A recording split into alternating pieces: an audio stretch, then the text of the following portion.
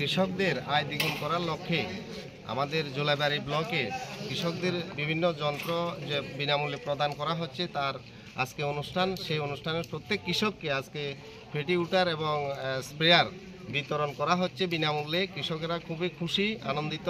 আগামী দিন কৃষকদের আয় দ্বিগুণ হবে, সবাই অঙ্গীকারবদ্ধ, আমরাও অঙ্গীকারবদ্ধ কৃষকদের পাশে থাকব, কৃষকদের যাতে আয় দ্বিগুণ হয়। প্রত্যেককে ধন্যবাদ।